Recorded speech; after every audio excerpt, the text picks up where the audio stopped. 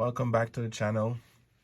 Today I want to talk about if I should reset and start back in my 20s, how would I take on my saving journey? So what I would do, I'm in my early 20s, say I'm in my early 20s, I would go really bullish with savings.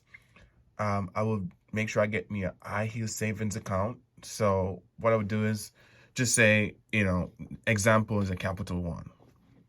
So say a Capital One is a high heel savings account, and say in my 20s, um, the APY. Just say great APY, right? So I'm in my 20s.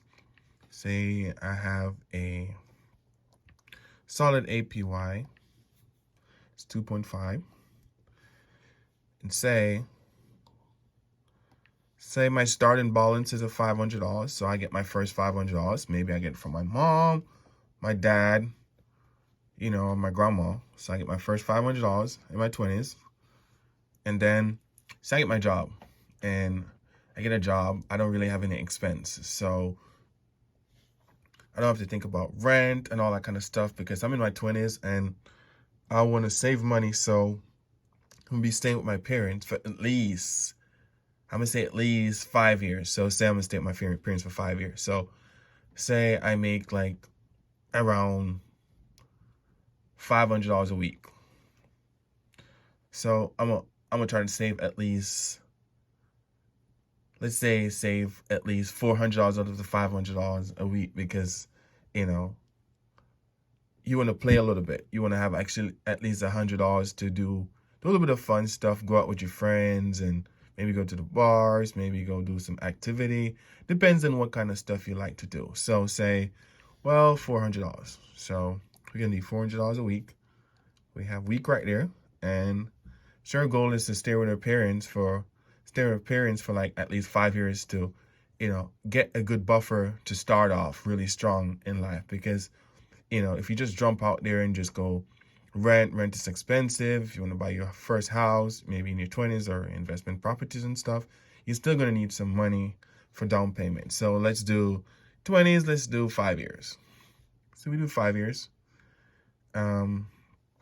Then you could hit your first 100K within 5 years, but you got to play it smart. You can't just jump out there on your own. So you start off with $500.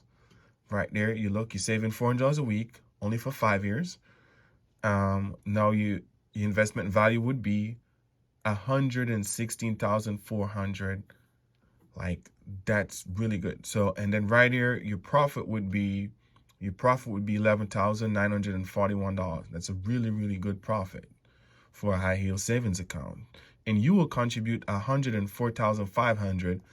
But look what happened with the compounding. You start off with year 1, 500. Here 2, you have 21,000. Here 3, you have 43,000. And then it go. And you see year 5, 116,000. So compounding it's really good because at the end of the day, you want to make sure your money working for you and you want to make sure you make really good choices. Just say, okay, say mom said or dad said it's okay to stay 10 years at a house because, you want to hit a goal. Because most people settle down really good in their 30s, have their kids, their wife and stuff like that. So say we do 10 years with the same saving goal. Now we have 259,000. That's just saving.